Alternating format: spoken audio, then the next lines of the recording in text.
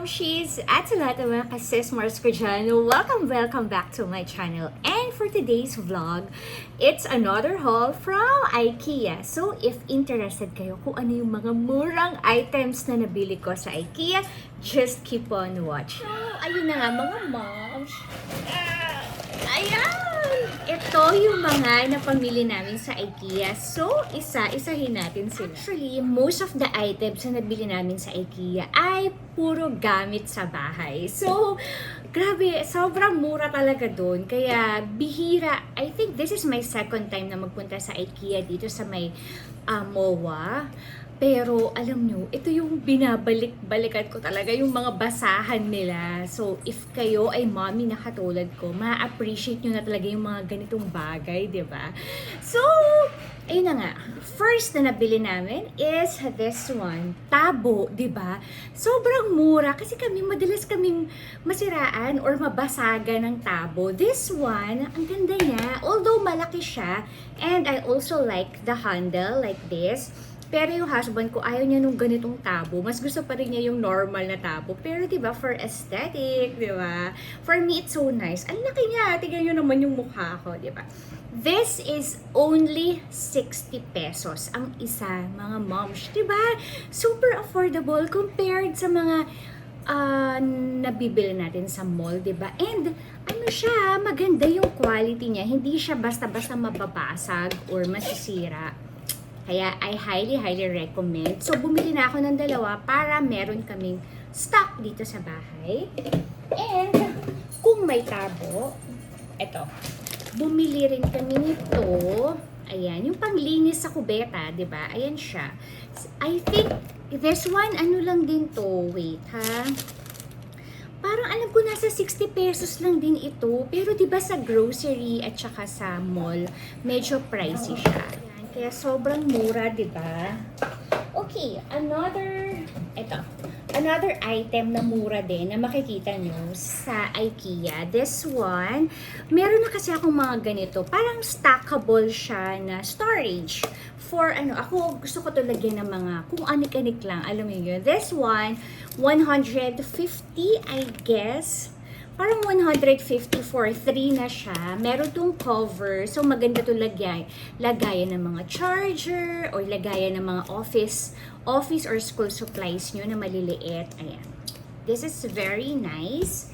And, ano pa ba? This one. Wait.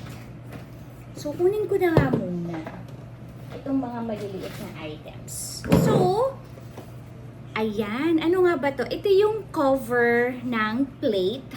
Halimbawa, magma-microwave kayo. Ayaw nyo tumatalsik-talsik yung sauce sa microwave. So, ito yung takip. So, lalagyan nyo yung plate and then cover nyo. And also, this one, gusto ko to gamitin sa house kapag, kasi ako, pinaprepare ko na yung breakfast ng mga anak ko. Or, breakfast nila.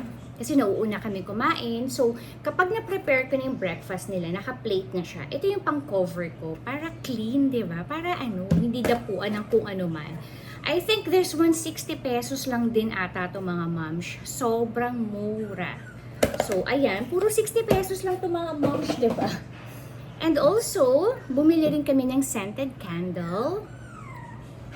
Mabango siya mga moms. Mahilig kami sa scented candle kasi nilalagay namin to sa mga CR namin dito sa house. Ayan. So, tinry lang namin. I think this one is 120 pesos.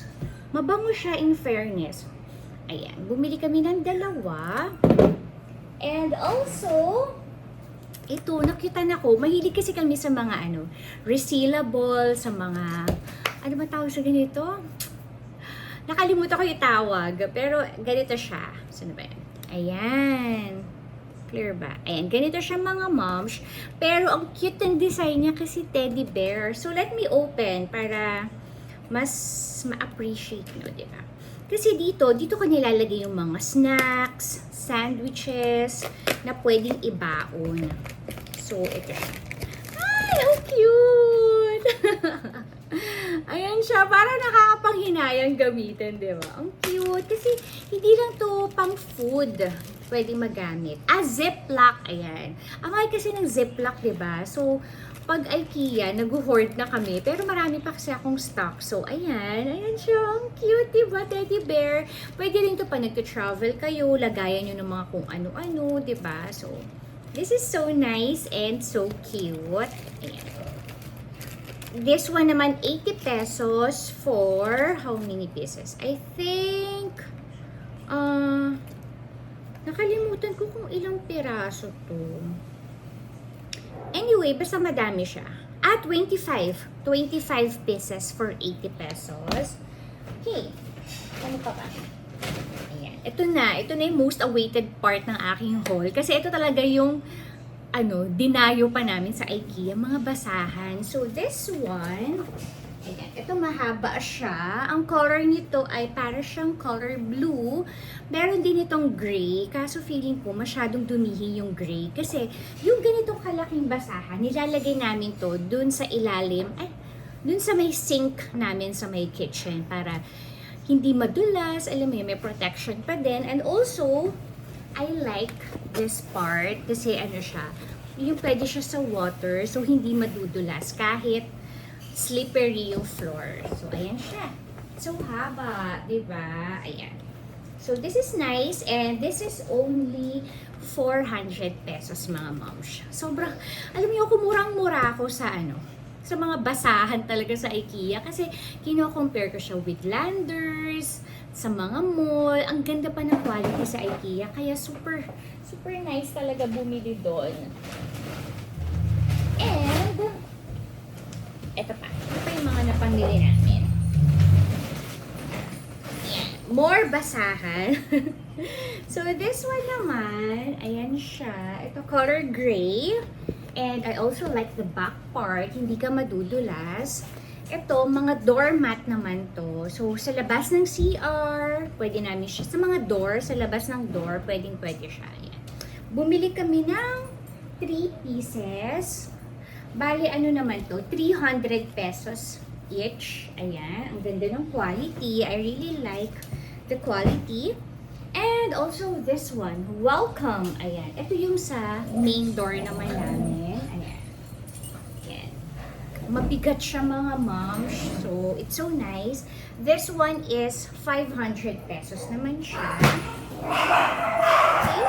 And, ito talaga. Ito yung pinaka-dinayo namin. Oh, last item na pala ito mga moms. Sorry for the noise. Ito talaga yung pinaka-favorite ko sa IKEA. There are basahan sa CR. Ang dami kong ganito mga moms dito sa house. This is only 200 pesos each. Ang ganda nito mga moms, hindi ka madudulas sa floor. Nag-try na ako nung mahal na basahan sa SM department store. Parang nasa 600 plus ang isa noon. Pero ito pa rin yung favorite ko. Ang ganda nito, mas absorbent siya. Tapos kahit basang-basa yung floor, talaga na-absorb niya yung water. I really like this. I really like the quality. Look, madaming colors to mga moms, pero ito na lang yung binili kong color para universal, para alam mo yun, hindi na mahihirapan si ate. Kumbaga, for all our CR na itong mga to. So, bumili kami ng 6 yung binili namin. Super love ko talaga itong mga moms. Ang ganda ng quality. For sure, kapag na-try nyo din itong mga moms na ko, mag-hoard din kayo at magiging favorite nyo din to, katulad ko. So, yun lang mga moms. Wala nang laman yung aming IKEA. So, ito palang mga moms, mag-recommend ko din sa inyo tong bag na to. Ito kasi yung ginagamit ko for grocery. Kapag nag-grocery ka din, ito yung bag. Dito nilalagay yung mga grocery items namin. Kaya, marami akong ganito. This one is 30 pesos each. Itong plastic na ganito. So, nice to lagayan ng mga groceries kasi madami kang mailalagay. So, that's it for our haul. IKEA haul. Mga murang items na makikita sa IKEA. Ang dami pa dong mga murang items. Sorry, hindi ako nakapag-vlog dun kasi parang pag nandun ako, no-overwhelm ako. So, yun na lang, shinare ko na lang kung ano yung mga nabili namin sa IKEA. So, that's it for my murang items sa IKEA. Thank you for watching. Don't forget to like and subscribe po sa aking channel. Stay safe and God bless everyone. See you on my next vlog. Bye!